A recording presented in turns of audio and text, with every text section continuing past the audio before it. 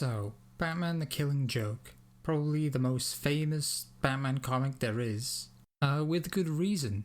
Good art, good writing, pretty influential, and all that. I have read it before, but I haven't read it in a while, so I'm going to reread it, then of course give my thoughts on it. This obviously isn't about the movie. The movie just kind of sucks. It's like just over an hour long and they still pad it out with this terrible subplot. This isn't about the movie. I haven't even properly watched the movie, so... Okay, so I just read it, and it's about as good as I remember. It's a really great comic, obviously. It's very well put together. It's also pretty short, so I can summarize it pretty quickly. Basically, the premise is that Joker wants to torture Commissioner Gordon for one day and give him his, worst day ever to make him crack, just like he did, and go crazy. And essentially what happens is, he does it, and it doesn't work. But maybe it worked on Batman?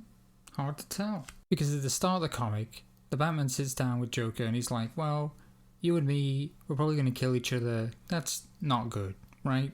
But it's not him. Joker's already escaped and he's somehow purchasing a carnival, which is very strange for a few reasons, but I mean, it was the 1950s when this was written, so I guess the implication is not everyone knew who Joker was, which is just...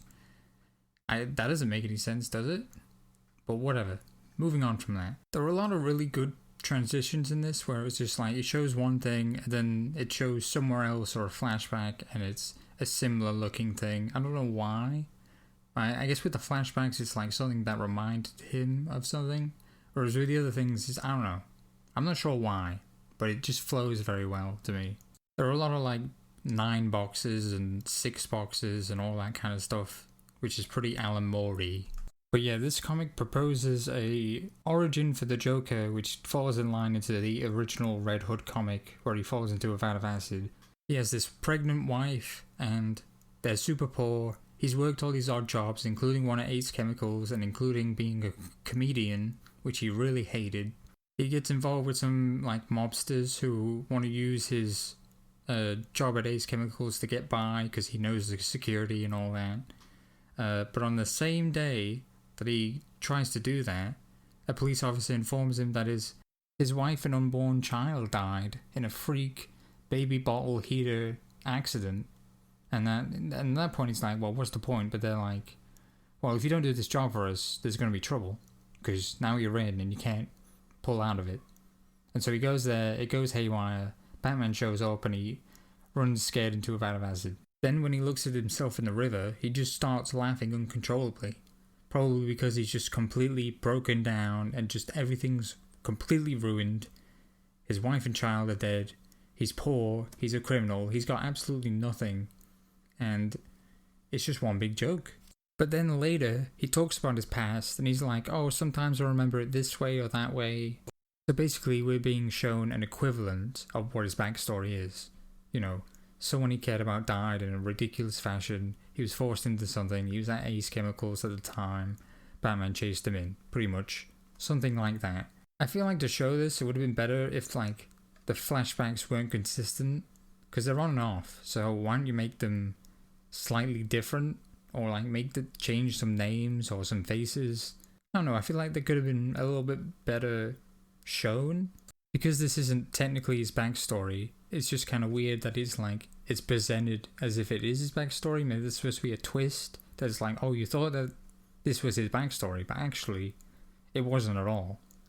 Because the premise of this, the reason why Alan Moore was able to write this is because they were about to reboot the universe, and this ended up being so popular they made it canon, so that's why he was able to just do whatever he wanted with the Joker's origin. Although this origin isn't technically the canon one, it's the original comic, where it basically just falls into the vat of acid. That's the main point. That's canon, him falling into the acid. Not everything else that happened prior to that. That's something that's extremely strange. That's not really on the comic. It's not really the comic's fault. But going forward, Barbara Gordon would be paralyzed for a long time, and pretty much still is, except she has this chip that lets her move about. But basically this is canon. So it's canon that essentially what happens is the Joker wants to break Jim Gordon down like he was broken down, So he waltzes up, shoots Barbara in the spine rather, and then strips her nude, takes pictures of her, takes Jim Gordon to the carnival, shows him the pictures while he's on this crazy carnival ride with all, the carnies, which for some reason are totally fine for working for Joker. Like, Joker shows up, buys this place, and all the carnies just, love him, I guess. I don't know. Who are those guys? Where are they from? What is that about? But my point is, if Joker's one bad day thing isn't technically always canon, how could the shooting Barbara Gordon always be canon? Because the whole purpose of him doing that was to break Gordon down like he was broken down. So this dynamic of Joker at the end of this book, who's just completely, he's not even Joker anymore, he's just the guy. He's just the guy that he originally was in the first place, just breaking through for probably the last time. And honestly, I love that. I love how it's just him, the guy, just talking with Batman, saying, no, it's too late for me. I'm too far gone. It's over. Alan Moore said he was like, oh, I didn't really like this comic because it wasn't useful, it wasn't relatable. But I think it definitely is in terms of morality and something that I've always had an interest in, which is how far a person can go before it's too late. Like, really too late. Oh, I killed someone, it's too late for me. No, I mean, how far can you push it before, say you've got a prisoner, he's a serial killer, and he's like, well, I want to do good now. Can he live with himself, and can people live with him if he actually, unironically, completely turns himself around from that, and gets let out of jail 30 years later, or 40 years later, or whatever? And can someone even do that? Can someone come back from something that serious and actually dedicate themselves to being better? Because usually it's oh, this person has a criminal record, don't know if you want to hire him for a job. So if you keep pushing that and pushing that and pushing that, you're just going to get to a point where nobody likes you, no one will hire you, and that's what I think happens to a lot of prisoners. They get out of jail and they're like, well, I'm poor, people won't hire me, they don't like me, so I'll just keep doing bad things. So it's something that really interests me. And I think it's what, Alan Moore was getting at, even if he didn't realize it, which is strange. But Alan Moore seems completely off his head anyway, so I don't know. There's also this epilogue. I don't know if this is new to the deluxe edition or what the fuck this is, but I don't know what the fuck's going on. Batman just gets shot in the head, what? By this guy who loves him? I don't even... What is this? What's happening? Anyway, ignoring that, I like pretty much everything about this comic, except for the, weird things about the guy not recognizing Joker and the carnies being on Joker's side for some reason, and maybe the lack of clarity with his backstory or whether it's real or not. I guess you're supposed to dig into that, but I don't think that was necessary.